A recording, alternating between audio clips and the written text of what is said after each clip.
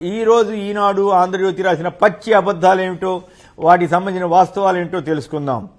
ఉల్లంఘనలు నిజం అంటూ ఇసుక తవ్వకాలపై రోజు నిత్యం ఏడుస్తూ రాస్తున్న కథనాలను ఈ రోజు కూడా కంటిన్యూ చేశారు. ఏదో కేంద్రం నివేదిక ఇచ్చిందంటూ సుప్రీంకోర్టు ఆదేశాలంటూ ఇచ్చారు. నిజానికి రాష్ట్ర ప్రభుత్వం అనేక చర్యలు తీసుకుంటోంది. స్పెషల్ ఎకనామిక్ బ్యూరో ద్వారా కూడా ఇసుక అక్రమాసారుల భర్తం పట్టడానికి కూడా ప్రయత్నం చేసింది. తద్వారా ఇసుక టెండర్ వల్ల 765 కోట్ల రూపాయల ఆదాయం రాష్ట్ర ప్రభుత్వానికి వస్తే ఈ పత్రిక మాత్రం రోజు వాళ్ళు అట్లా చేస్తున్నారు, వీళ్ళు ఇట్లా చేస్తున్నారంటూ పచ్చి అబద్దాలని రాసే పనిలో పడ్డారు. చంద్రబాబు ప్రభుత్వంలో ఎన్జీటీ వేసిన 100 కోట్ల జరిమానాను ఇప్పుడు రద్దు చేసేలాగా రాష్ట్ర ప్రభుత్వం కృషి చేసినా కూడా వీళ్లు ఈ జగన్ ప్రభుత్వం పైనే రకరకాల ఆరోపణలు చేస్తూ తప్పుడు వార్తలను ఇస్తున్నారు.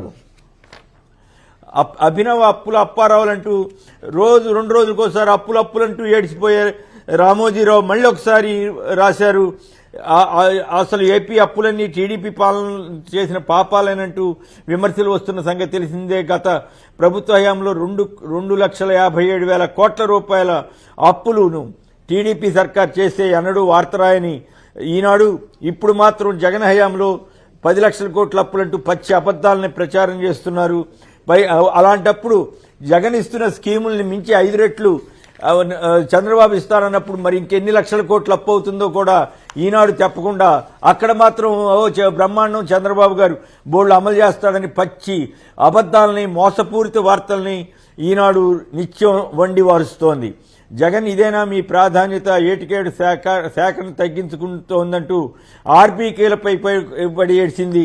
వాస్తవం ఏమిటంటే టీడీపీ హయాం కంటే 2 రెట్లు ఎక్కువగా 6 పంటలకు కనీస మద్దతు ప్రకటించి అన్నదాతలకు అండగా జగన్ సర్కారు ఉండడానికి ప్రయత్నిస్తుంటే రామోజీ చూసి ఓర్వలేక ఇలాంటి చెత్త వార్తలన్నీ రాస్తున్నారు.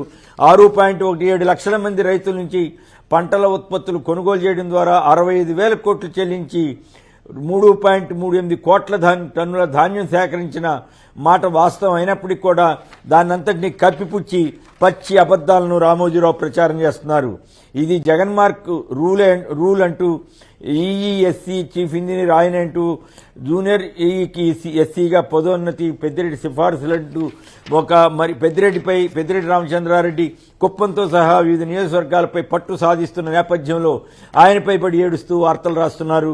వాస్తవం ఏమిటంటే ప్రభుత్వం నడుస్తున్న తీరు, పాలనా విధానాలు, పాలసీలు కూడా చంద్రబాబు హయాంలో రామోజీరావే నిర్దేశించి ఉంటారని అనుకోవాలి. అది జగన్ సర్కార్ పాలన నచ్చట్లేదు, ఆయనకి ఏ రకంగా చేసినా నచ్చట్లేదు కాబట్టి ప్రతి వాళ్ళ మీద పడి ఏదో రకంగా ఏడుస్తూ వార్తలు ఇస్తున్నారు. హై స్కూళ్లు ప్లస్ ఆదరణ మైనస్ అంటూ రాష్ట్ర వ్యాప్తంగా 44 ఇంటర్ కళాశాల ప్రవేశాలు 0, బాలికలకు కనీస సౌకర్యాలు కల్పించడంలో జగన్ సర్కార్ ఫెయిల్ అంటూ మరో చెత్త వార్తను రాసింది. విద్యారంగానికి అత్యధిక ప్రాధాన్యత ఇస్తున్న ప్రభుత్వంగా జగన్ సర్కార్ పేరొందుతుంటే రామోజీరావు చూసి ఓర్వలేకపోతున్నారు. ఒకవేళ కళాశాలల్లో ఖాళీగా ఉన్న కాలేజీలను కానీ స్కూళ్లను కానీ మూసేస్తే ఇదే ఈనాడు ఇంకేముంది మూసేశారంటూ పచ్చి అబద్దాలని పచ్చిగా దీనికి పూర్తి విరుద్ధమైన వార్తలను రాసి ప్రజల్లో అలజడి సృష్టించడానికి, ప్రజల్లో ఒక రకమైనటువంటి వ్యతిరేక భావన సృష్టించడానికి ప్రయత్నం చేస్తోంది. ఏపీ పోలీసులు ఒకవైపే చూస్తారంటూ మళ్లీ పోలీసుల మీద కూడా ఈనాడు పత్రిక ఒక అవాస్తవమైనటువంటి కథనాన్ని రాసింది. వాస్తవం ఏంటంటే డీజీపీ నుంచి కింది స్థాయి వరకు పోలీసు వ్యవస్థ పైన ఈనాడు దిగజాడు రాతలకు పాల్పడుతోంది. దానికి కారణం వచ్చే ఎన్నికల్లో పోలీసులను ఎలాగలాగా బెదిరించైనా సరే ఓట్లు వేయించుకోవాలి, టీడీపీకి ఓట్లు వేయించాలనే దుష్ట సంకల్పంతో ఇలా చెత్త వార్తల్ని ఈనాడు పత్రిక రోజు రాస్తోంది. రాష్ట్రంలో అరాచకం రాజ్యం వెళ్తోందంటూ మరొక వార్తను కూడా ఈనాడు పత్రిక రాసింది. వాస్తవం ఏంటంటే చంద్రబాబు హయాంలో ప్రజాస్వామ్యాన్ని కూనీ చేస్తూ అనేక జరిగిన నిర్వాకాల గురించి ఎన్నడూ రాయని రామోజీ ఇప్పుడు ఏమి చిన్న ఘటన జరిగినా ధర్నాకి సంబంధించి ఏదైనా జరిగిన చెత్తా చెదారం అంతా పోగు చేసి జగన్పై పడి నిత్యం ఏడవటమే పనిగా పెట్టుకున్నారు రామోజీ. గతంలో ముద్రగడను ఆయన కుటుంబ సభ్యులను ఏ రకంగా దూషించింది, ఏ రకంగా హింసించింది, చంద్రబాబే లోకేషే బూతులు తిట్టించారని ముద్రగడ చెప్పినా ఎనడైనా ఒక్క వార్త రాశారా? అలాగే ఇక ఆంధ్రజ్యోతి కూడా ఇష్కాసురుల ఇష్టారాజ్యం అంటూ, అలాగే రామ దోపిడీ చూడతర్మ అంటూ, ఇంకా రకరకాల వ్యతిరేక వార్తలతోటి యథాప్రకారం వాళ్ళ ప్రమాణాల ప్రకారం నాసిరకపు వార్తలతోటి నిత్యం ఏడుపుగొట్టు వార్తలతోటి రాస్తున్న ఈనాడు ఆంధ్రజ్యోతి యథాప్రకారం వాటినే కొనసాగించాయి.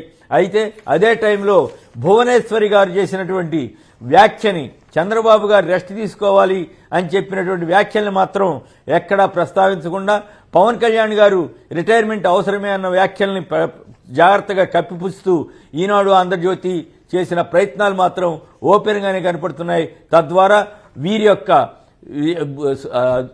దుష్ట బుద్ధి, స్వార్థ బుద్ధి ఇవన్నీ ఓపెన్గా తెలిసిపోతున్నాయి.